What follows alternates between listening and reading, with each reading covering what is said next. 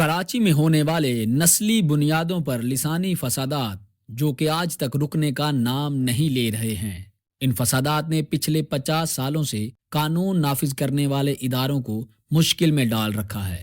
اصل میں یہ فسادات سیاسی بنیادوں پر شروع ہوئے تھے اور اس کی اصل وجہ تھے ایوب خان اور ان کا بیٹا گوہر ایوب۔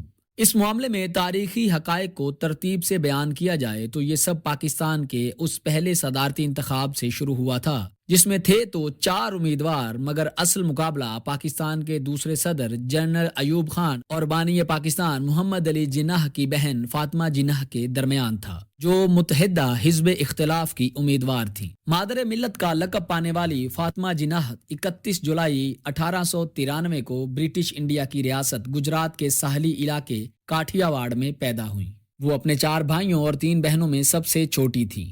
انہوں نے سن 1923 میں کلکتہ یونیورسٹی سے ڈینٹل سرجری کی ڈگری حاصل کی۔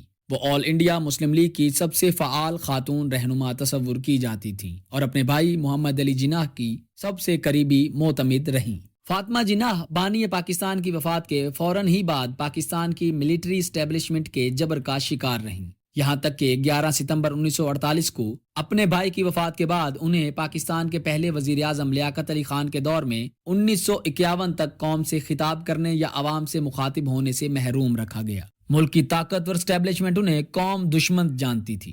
قیام پاکستان کے بعد سے ہی فاطمہ جناح مہاجرین کی آبادکاری میں خاصی سرگرم رہیں، مگر پھر ریاستی رویے، پابندیوں اور حالات نے انہیں عوامی زندگی سے کنارہ کش کر دیا اور وہ ایک طویل عرصے یعنی 1965 تک خود ساختہ ریٹائرمنٹ سمجھی جانے والی زندگی گزارتی رہیں۔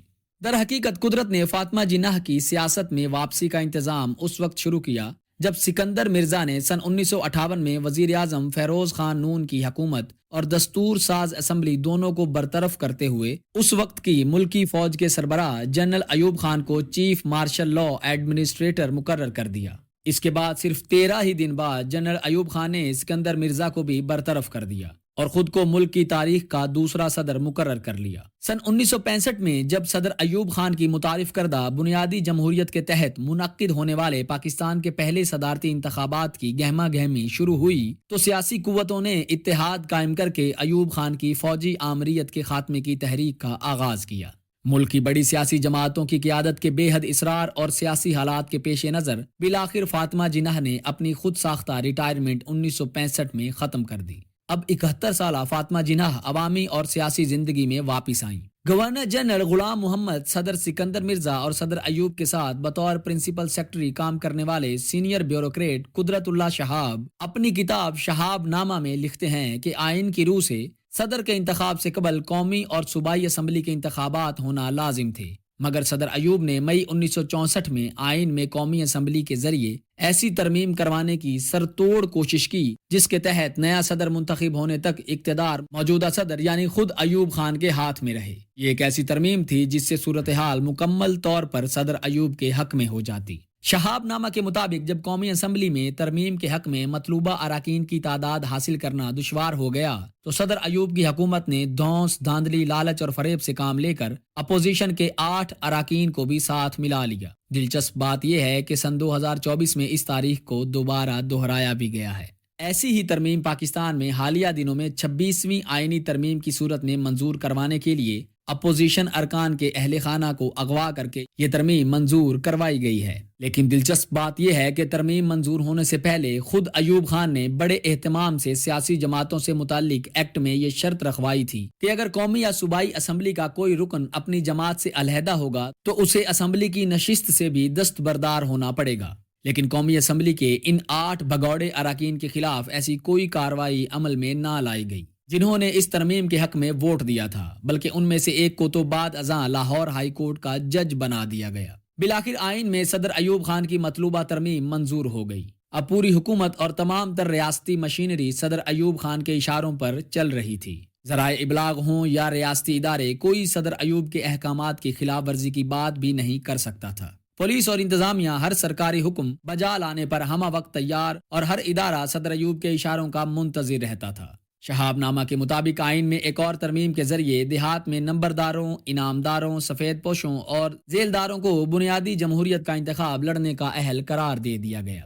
تاکہ حکومت میں ایوب خان کے کارندوں کی تعداد زیادہ ہو جائے۔ یہ ترامیم ہوتے ہی صدارتی انتخابی مہم شروع ہو گئی اور اس کے ساتھ ہی بڑے سیاسی رہنما صدر ایوب کی مخالفت پر کمر بستہ ہو گئے، جن میں خواجہ ناظم الدین، میاں ممتاز دولتانہ، شیخ مجیب الرحمان، مولانا باشانی، خان عبد الولی خان، چودھری محمد علی اور مولانا مودودی سر فہرست تھے۔ ان رہنماؤں کی قیادت میں combined opposition party of Pakistan COPP کے نام سے حزب مخالف کا بڑا اتحاد تشکیل پایا، جس کا واحد مقصد صدر ایوب کو صدارتی انتخابات میں شکست دینا تھا، اور اس مقصد کو پورا کرنے کے لیے لازمی تھا کہ کمبائنڈ اپوزیشن ایک ایسا صدارتی امیدوار نامزد کرے جو ایوب خان کو شکست دینے کی اہلیت رکھتا ہو۔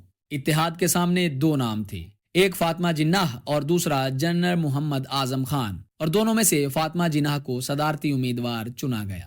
دوسری جانب صدر ایوب نے اپنی صدارتی مہم میں مذہب کارڈ کھیلنے کا فیصلہ کیا۔ شہاب نامہ کے مطابق اب دین و دنیا دونوں سے بے دریغ فائدے کا مرحلہ آیا، اور پہلے ایک مشہور پیر صاحب نے اعلان کیا کہ انہیں کشف سے یہ الہام ہوا ہے کہ combined opposition party of Pakistan یعنی COPP کو اللہ کی خوشنودی حاصل نہیں ہے۔ پھر چند علماء نے فتویٰ دیا کہ اسلام کی روح سے کسی عورت کا سربراہ مملکت کے عہدے پر فائز ہونا جائز نہیں ہے۔ غرض اس معاملے میں مذہب کا ہر ممکن استحصال کیا گیا، پیسہ بھی چلایا گیا، کیونکہ صدر ایوب کی کنونشنل لیگ کے پاس فنڈز کی کوئی کمی نہیں تھی۔ صدر ایوب کے پاس کروڑوں کا فنڈ موجود تھا، اور اس طرح الیکشنز میں حکومت کی فتح یقینی بنانے کے لیے جو کچھ بھی ہو سکتا تھا کیا گیا۔ مگر اس کے باوجود فاطمہ جناح کے مقابلے میں ایوب خان کی مقبولیت کچھ بھی نہیں تھی، اور جب فاطمہ جناح صدارتی انتخاب کی اپنی مہم کی ابتدائی سرگرمیوں کے لیے ڈھاکہ گئیں تو کم از کم 2.5 لاکھ افراد کے پرجوش ہجوم نے ان کا استقبال کیا۔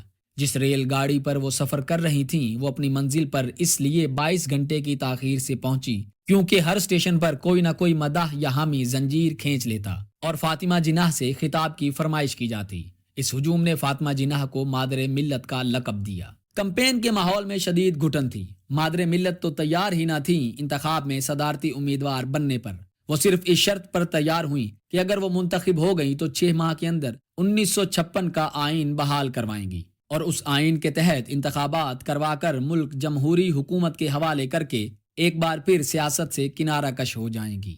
جب کراچی شہر میں فاطمہ جناح کا جلسہ منعقد کیا گیا تو کسی ٹینٹ ہاؤس یا ڈیکوریشن کے ادارے کو اجازت نہیں تھی کہ وہ جلسے کے لیے کرسیاں، شامیانے، دریاں یا لاؤڈ سپیکر مہیا کر سکے، اور کوئی تیار بھی نہیں تھا۔ کراچی میں ہونے والے جلسے کا کل خرچہ اس وقت 1200 روپے تھا، مگر ایک ادارے نیشنل ٹینٹ ہاؤس نے محض 4 آنے کا خرچ منتظمین سے لیا تھا۔ حکیم سنز نامی ادارے نے لاؤڈ سپیکر فراہم کیے تو پولیس نے ان کے سینٹر پر چھاپا مارا۔ مالک خود تو گرفتار ہو کر تھانے چلے گئے، مگر اپنے عملے کو کہہ کے گئے کہ سامان جلسے کے منتظمین کو پہنچا دو۔ جب مادر ملت کی گاڑی جلسہ گاہ کے قریب کی گلی میں پہنچی تو ان کی گاڑی کو طلباء نے اپنے کندھوں پر اٹھا کر سٹیج تک پہنچایا تھا۔ اس وقت فاطمہ جناح ڈھاکہ اور کراچی میں سب سے مقبول صدارتی امیدوار تھیں۔ بہرحال ان حالات میں 2 جنوری 1965 کو صدارتی انتخابات منعقد ہوئے، جن میں محض BD یعنی صدارتی انتخاب میں ووٹ دینے کے اہل یا الیکٹورل کالج کے ارکان ہی ووٹ دے سکتے تھے۔ BD ممبرز کی کل تعداد 80,000 تھی۔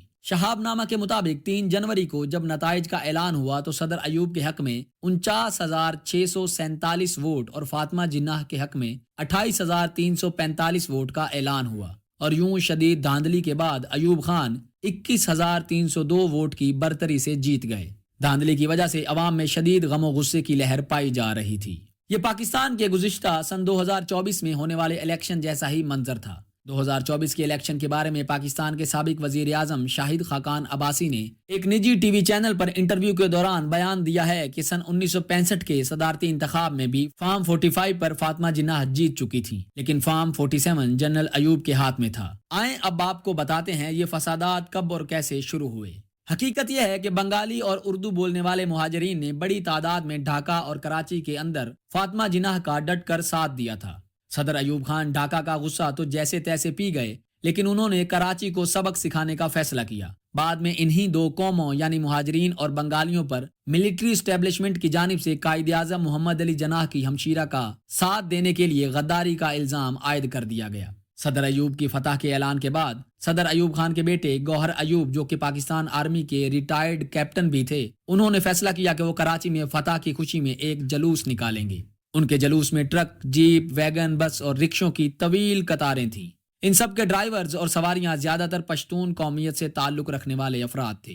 کراچی کے اس وقت کے کمشنر روداد خان نے ایک اجلاس میں مشاورت کے بعد گوہر ایوب کو یہ جلوس کرنے سے روکا بھی تھا، لیکن اس کے باوجود گوہر ایوب ان علاقوں میں جشن منانے کے لیے نکل گئے جہاں کے لوگوں نے اکثریت میں فاطمہ جناح کو ووٹ ڈالا تھا۔ ان علاقوں میں زیادہ تر مہاجر مقیم تھے۔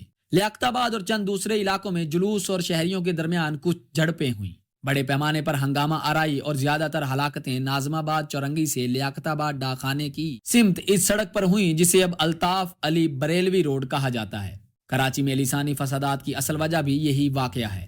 اس کے بعد آج تک پشتون مہاجر فسادات کا سلسلہ تھم نہیں پایا ہے اور اس خطرناک سلسلے نے اب پنجابی، سندھی، پشتون مہاجر فسادات کی شکل اختیار کر لی ہے۔ اگر ایسا ہی رہا تو کراچی کبھی ترقی نہیں کر پائے گا۔ 8 جنوری سن 1965 کی برطانوی اخبار دی ٹائمز کی خبر کے مطابق اس فساد میں قریباً 30 شہری ہلاک ہوئے اور کئی مکانات کو نذر آتش کر دیا گیا۔ 15 جنوری 1965 کی اشاعت میں امریکی جریدے ٹائمز نے لکھا کہ اس ہنگامہ آرائی کے دوران 33 افراد ہلاک ہوئے، 300 سے زائد زخمی ہوئے جبکہ لگ بھگ 2000 افراد بے گھر ہوئے، لیکن در حقیقت اصل اموات کی تعداد اس سے کئی زیادہ ہے۔ اس وقت گوہر ایوب اور اس کے جلوس نے اس طرح لوٹ مار اور قتل و غارت کی جیسا کہ 1947 میں سری نگر مشن کے دوران قبائلی لوٹ مار اور قتل و غارت کرتے رہے تھے۔ کراچی میں بھی جنرل ایوب کے پریشر کی وجہ سے پولیس اور ریاستی ادارے خاموش تماشائی بن کر انہیں دیکھتے رہے، جس سے جلوس کے شرکاء کو اس فساد میں لوٹ مار اور قتل و غارت کا کھلا موقع دیا گیا۔ یہ ایسا ہی ہے جیسے انڈیا میں ہندو مسلم فسادات کے دوران انڈین پولیس خاموش تماشائی بن کر تماشا دیکھتی ہے جبکہ ہندو شرپسند مسلمانوں کی املاک کو بے دریغ نقصان پہنچاتے ہیں۔ ہمیں کمنٹس میں ضرور بتائیں کہ آپ کو آج کی دلچسپ ویڈیو کیسی لگی اور آپ کی اس کے بارے میں کیا رائے ہے۔ ہم دعا کرتے ہیں کہ آپ اور آپ کے اپنے خیریت سے رہیں۔ ہماری آج کی ویڈیو اپنے اختتام کو پہنچتی ہے اور ایسی مزید دلچسپ ویڈیوز کے لیے ہمارا چینل وائس آف اوورسیز کو سبسکرائب کرنا نہ بھولیں۔ شکریہ۔